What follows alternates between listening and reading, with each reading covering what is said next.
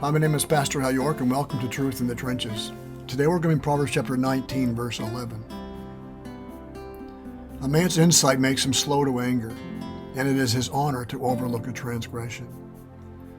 Another version uses the word discretion, insight, or understanding. One version says good sense makes one slow to anger. Well, how do we know we have insight or discretion in our lives, or good sense? Well, he gives us one way in this verse, by how we act or react to certain situations. Now, we live in a day and age when we take pride in our ability to quickly detect any offense directed at us. Our ears are finely tuned to catch even the slightest innuendo or phrase that may carry a hidden insult or derogatory meaning. Such people are often weighed down with such a talent or supposed talent. It's not a virtue, it's a burden. They find it hard to take anything at face value. I wonder what they meant by that. And consequently, they seem to be always agitated, upset, or suspicious. It's a hard way to go through life. But Proverbs says one with good sense doesn't go through life with such an attitude. Discretion makes one slow to anger, and that frees us from the control we give others over us by our unwillingness to forgive or being so quick to be offended by every little thing that they might say. We may think that sounds like a weak person, a doormat for people to walk over. But that's not at all what Proverbs implies. It is not necessarily weakness or lack of courage that makes a man slow to anger. It may be wisdom, good sense, which can be described as discretion, insight, or understanding. Listen to what David says in Psalm 38:11-15.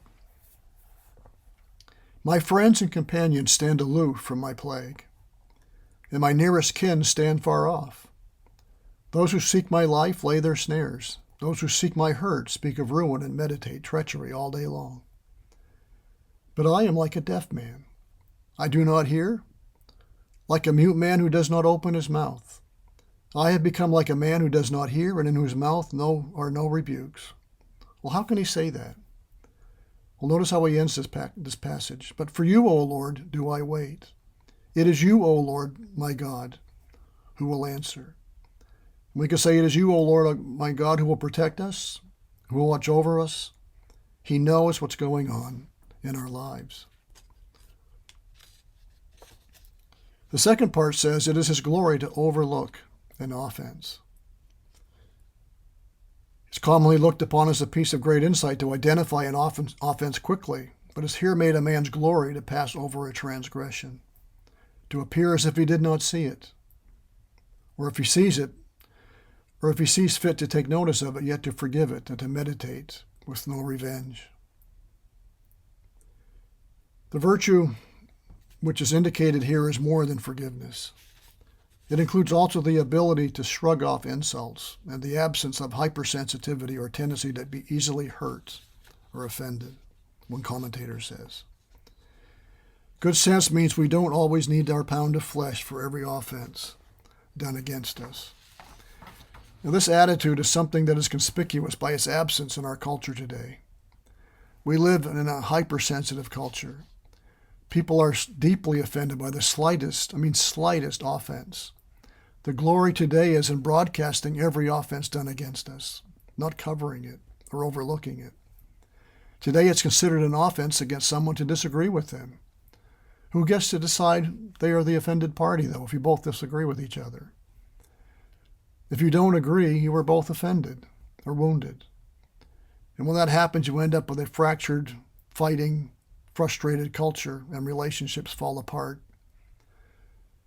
Everybody's fighting with someone. Agreeing to disagree about personal opinions, politics, schooling, sports is a long-lost concept. Have you ever played that game where you stare at one another and the one who blinks first loses? Well, that's sort of like what happening in our culture. Who's going to blink first? Who's going to back down? Who's going to agree to disagree? Sadly, no one is in our culture, and this is how wars begin when you take it to the ultimate extreme. Being quick to anger in our culture is seen as a virtue. Overlooking an offense is considered unthinkable. Well, how did we get here? Well, Paul told Timothy, in the last times men will be lovers of themselves. And consequently, they are lovers of their opinions, their views. They think they are always right. And this is the effect and the consequence of proud. Well, how do we get out of such a bondage? It was into such a world that Christ was born and lived for 33 years. He knew what people were thinking. He knew the motivation of each heart. He was always right about everything he believed and thought and did. And yet, he was slow to anger, and it was his glory to overlook many an offense done against him. The gossip, the slander, the unkind things said about him and to him often were left unanswered with no response. Even on the cross, he asked God to forgive those who were nailing him to the cross, for they did not know what they were doing. Such an attitude in us shows that we are not governed by the flesh, but by the Spirit of God who works powerfully in us. Can you imagine going through life knowing what everybody was thinking about you? Their motivation for everything they did for you and to you?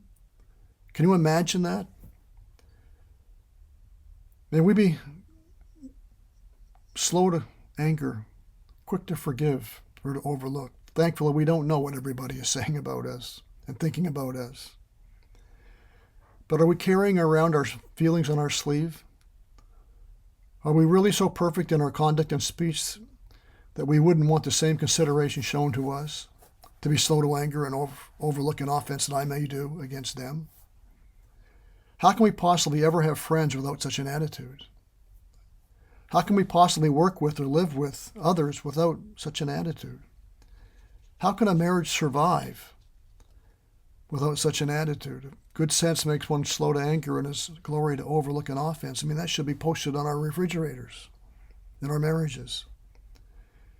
Good sense or wisdom is not quick to react. And there's several reasons why that might be, but they're willing to sense or maybe willing to give the idea room that maybe you didn't hear it correctly. Or maybe they weren't talking about you. Or yes, maybe they shouldn't have said it. Maybe they may have been unkind and thoughtless. Maybe they're just having a bad day. But good sense stops, and before it reacts or overreacts, it thinks about what it's going to do. Am I going to make a big deal out of it or show some restraint? Am I going to be slow to anger or overlook it altogether? Love covers a multitude of sins done against it, which means the choice is up to me. When somebody says something about me that hurts or I disagree with somebody else, how do I choose to react? It's my decision. It's my decision. Good sense would say that that decision would be slow to anger and that maybe your glory to just overlook it. Why do you want to drag that out and create a huge issue when you could just overlook it and go on and just assume they meant the best or assume whatever, assume they had a bad day? But if you love that person, you're not going to make a mountain out of every molehill that gets dug up by a bad word or unkind word. You're going to understand the discretion and the wisdom of covering, overlooking. D.L. Moody has a wonderful little piece on the fruit of the Spirit. And how do we know we're walking in love? How do we know the fruits of the Spirit are active in our lives? Listen to how he explains them. Joy is love exalted. Peace is love in repose. Long-suffering is love enduring. Gentleness is love in society. Goodness is love in action. Faith is love on the battlefield. Meekness is love in school. And self-discipline is love in training. And I think you could sum basically much of that up with good sense makes one slow to anger, and it is glory to overlook an offense. Somebody in our world, in our culture, in our society is going to show a better way. And believers have the Holy Spirit living in us so that we have the power and the wisdom to react in the way that Christ did and Christ would want us to. So may this truth guide us and guard us in the trenches of life as we seek to live our lives for the glory of God and the good of others. May God bless.